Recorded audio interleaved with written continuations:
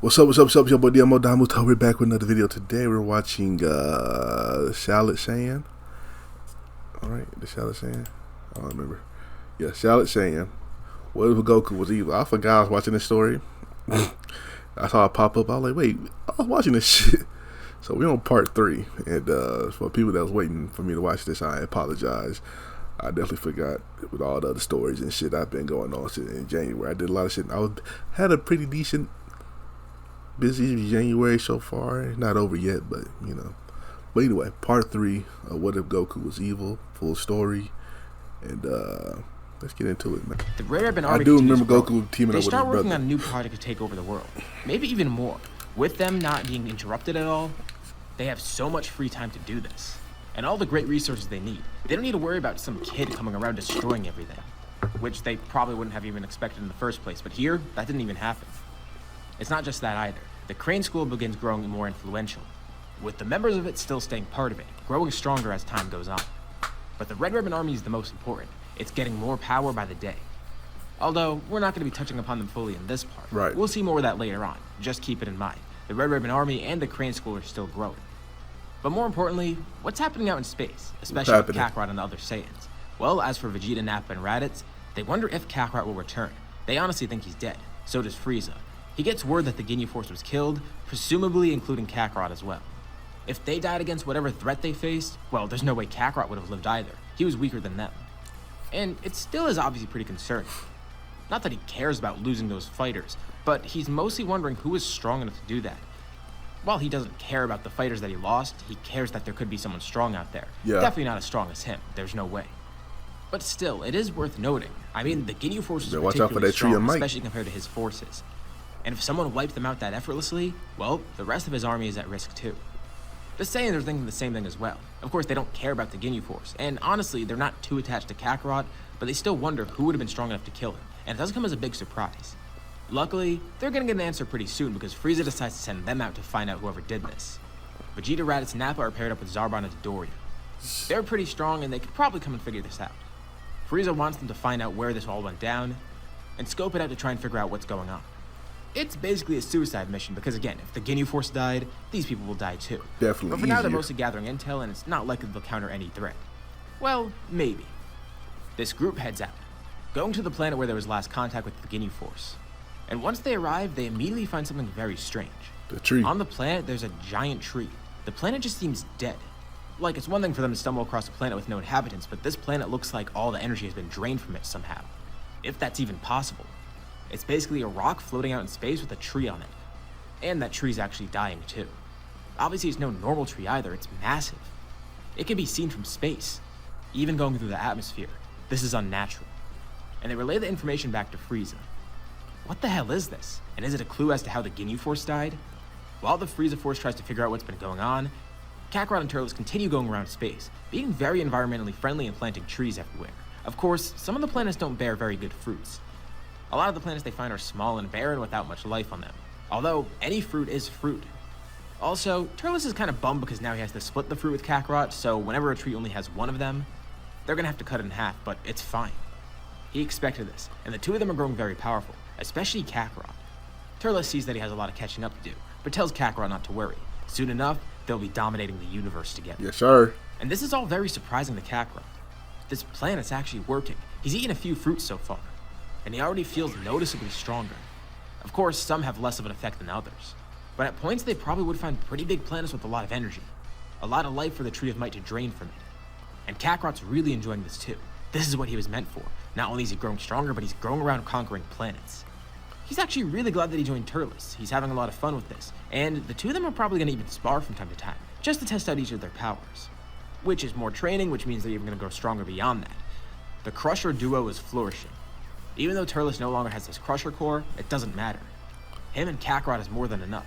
Kakarot's more effective than all of them combined. Why they make Turles look like... he didn't think of this in the first I get why they look like Goku, but it was stupid. But he suspected that other Saiyans would be out there somewhere, and he's glad he recruited him. Especially with the fact that Kakarot is a low-class warrior. He knows the plight that Turles had. And if they do encounter those elite Saiyans, and Raditz I guess, they'll definitely be able to overcome them if the Saiyans try to revolt. And that does stick in Kakarot's mind. He wonders what's going to happen when they encounter the Saiyans again, because there's no way the Frieza Force isn't going to inspect this. They will be found eventually, and they will have to meet the Saiyans. Turles seems set on killing them. And even if they could join, it wouldn't really be ideal because they have to split so many fruits amongst themselves. And Turles definitely wouldn't want to trust Vegeta or Nappa. They're already elite warriors that have looked down on the low-class warriors for so long. Yeah, maybe Raditz could join, but that would be tricky. He probably is loyal to the other two, possibly even jealous of Kakarot. As Frieza's group continues inspecting things, they're able to find more planets with trees on them, which leads down a direct path. They can figure out where Turles and Kakarot were heading. Obviously, they don't know that's where Turles and Kakarot were heading, or that it was even them. All they know is that they're tracking down some villain that keeps planting trees and destroying planets. Some of them are even Frieza's planets, which really pisses him off. But as they continue going down this path, eventually they catch up to the two of them. They locate another ship in space, landing on a planet nearby. A pretty large one that's also owned by Frieza's army. Turles notes that there's a ship following them, and Kakarot can immediately tell. That must be the Saiyans. But he also senses two other powers on the ship. Maybe it's Zarbon and Dodoria, that's his theory at least. But he tells Turles to get ready for this to get ugly. If it's not just the Saiyans, well, they're here to kill him. And Turles says it's fine. They won't be able to kill him. They land on the planet, and immediately after, Zarbon and Dodoria's ship lands as well. They step off the ship, on guard, and commanding whoever is on that other ship to step off too. They say this is an order, and they will fire upon the ship if they don't step out. Very calmly, someone steps off. Vegeta, Nappa, and Raditz's stomachs drop. It's another Saiyan, and he looks exactly like Kakarot, but they can tell it's not Kakarot. Yeah, Zarbon and not. Dodoria are amused by this. That's probably some crazy shit to look. Was he the one responsible for killing the Ginyu Force? And Turles smiles. Yeah, that was him. This does piss Vegeta, Nappa, and Raditz off too, because he ended up killing Kakarot as well. Vegeta shouts, "What scum? He betrayed the Saiyans as well. It's one thing to kill the Ginyu Force, but why would he turn on another Saiyan?" And Turles chuckles. He didn't. Another person steps off the ship, leaving everyone speechless. It's Kakarot. He's alive, and why is he with this other Saiyan? Zarbon and Dodoria are pissed off. Kakarot betrayed them. He definitely wasn't kidnapped by Turles. That could have been a possibility, but there's no way that happened. He joined willingly. That's what they're seeing. So he assisted in the death of the Ginyu Force. Zarbon and Dodoria don't hesitate. They know these two are the enemies, so Zarbon immediately transforms and Dodoria powers up too. Zarbon rushes in, Cooked. with Turles simply piercing a hand through his chest. Kakarot sweeps his arm to the side, cutting Dodoria's head clean off. Whoa, they knew they were strong, but they didn't intend to kill these two right away. Turles says it's kind of a shame. He didn't want a fight to go down, but there's still the Saiyans here. And Turles turns to Kakarot. What are they supposed to do now? Kakarot can tell this is a test of his loyalty. He knows he has two options here. Either kill the Saiyans like Turles wanted, or join the Saiyans and turn against Turles. But Turles knows deep down, Kakarot wants to revolt against the Saiyans. Kakarot isn't like them.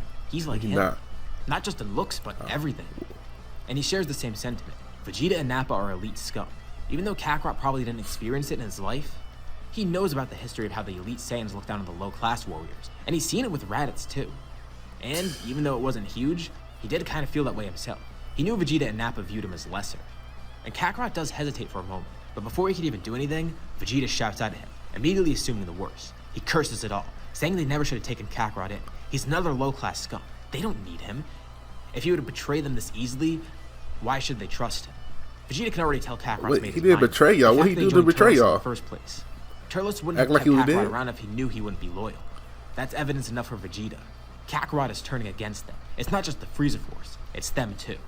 He's low-class scum that's been holding them back. They shouldn't have taken him in. And this reveals to Kakarot everything that he needed to know. Kakarot was a bit hesitant, but this confirms it. This shows everything he needs. And Turles is elated to hear this outburst from Vegeta. He's grinning throughout the entire speech, and he can sense Kakarot's power rising.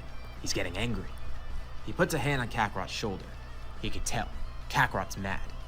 And he mentions, he knows Kakarot wants to do this. He knows he's contemplating it. He has been this whole time. That's why he joined Turles in the first place. Why not make it happen? And Kakarot nods. This is what he needed. Oh, shit. It confirms what side he's on. Kakarot disappears from everyone's sight. And then, Raditz and Vegeta hear Nappa scream. They turn over. That little big-ass goof up out of here. And they can see his fist making contact with Nappa's gun.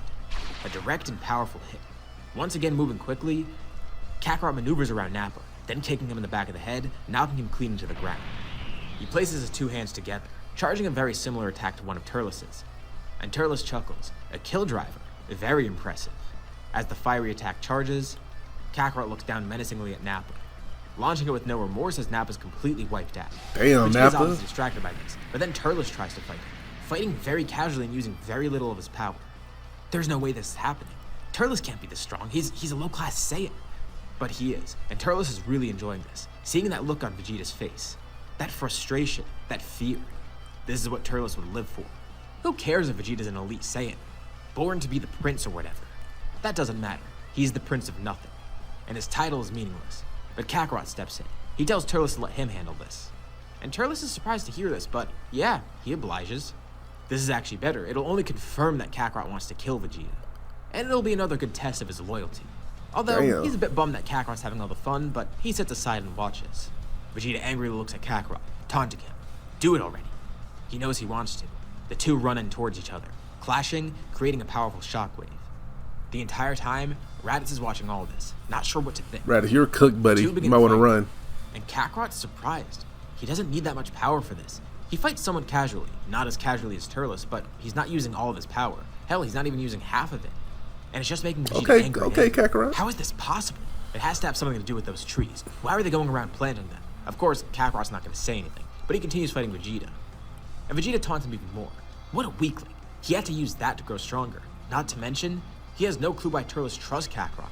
First, he left the Crane School on Earth, and now he leaves the Saiyans here. Kakarot has a record of betraying people. But Kakarot retorts, Vegeta didn't trust him regardless. He could have either stayed with the Saiyans and been impressed by them, or he could join Turles, unlock his full potential, go around the universe getting stronger. Damn. Have an ally whom he can depend on. Vegeta jumps up in the air, charging a Gallic gun. He tells Kakarot, if this is what he wants, then so be it. But this will also be his death. He fires the Vegeta, you ain't doing shit, nigga. Stop it. Calmly looking up towards it, then pointing a finger. Quietly, he says the Danpo, launching a beam that pierces right through Vegeta's Gallic gun. Without effort, it cuts right through the attack, then hitting Vegeta head-on, piercing through him as well. Damn, Vegeta falls down from the sky, cooked, hitting the ground lifeless. And Turles smiles. Good on Kakarot for doing that. But there's still one more Saiyan left. He's glad to see Kakarot's resolve, but how far will that really go? Now Kakarot has to kill Raditz. But he's gone. Raditz left somewhere. He must have escaped. What a coward. Definitely. Turles says they'll find him eventually and kill him next. And Kakarot agrees, but he's actually not too sure. It's not because Raditz is his brother. I mean, that is part of the reason, but that's not why Kakarot is hesitant about this. It's mainly the fact that Turles wanted to revolt against the elite Saiyans. Raditz isn't that. He's another low-class warrior. He was also the one that took Kakarot in. He shared their same plight. It was kind of a stroke of luck that he escaped. This gives Kakarot more time to think. Vegeta and Appa, they had to go, but Raditz? He's not sure. Although, if Raditz is gone, Raditz will probably try to attack them too. Seeing how they turn against the Saiyans, if Raditz ever encounters them again, he'll probably want to fight. Kakarot can't know for sure though, but this sticks in the back of his mind. Raditz, and Turles knows this will affect Kakarot. They'll deal with it later on. And honestly, he doesn't care too much about this. He can see why Kakarot would have second thoughts about Raditz anyways. But he reminds Kakarot, Raditz stands for the same thing that Vegeta and Nappa stood for, even if he is a low-class warrior. Just consider that for their next meeting. This all makes Kakarot uneasy, but more importantly, now they need to fight Frieza. Well, not immediately, but Turles says that's their next option. Frieza. He grabs a fruit from the Tree of Might that he just planted, and tells Kakarot to prepare. Frieza definitely will retaliate soon. He tosses part of the fruit to Kakarot, who takes a bite out of it. He feels the power coursing through him once again, just as he's felt many times before. But this time it's different. They have a new goal now. And Kakarot just did something huge. How will the encounter with Frieza go then? Frieza... Okay, Turles. Goku, Kakarot and Turles, my fault. It's not Goku, it's Kakarot and Turles. You know what I'm saying? Using the Tree of Might. This is definitely a twist that I was not expecting. Turles being the main part of this story is crazy. Vegeta did, Nappa did. Yeah, no Vegeta, that's crazy. Frieza, I don't know what they're gonna do against Frieza. Hope they eat enough fruit to beat his ass. And but anyway, shout out to Saiyan Shan. When you want to watch the last part, be right here. You want to watch another What If story, be right here. Make sure you like, comment, subscribe, and I'll catch you next time. Peace.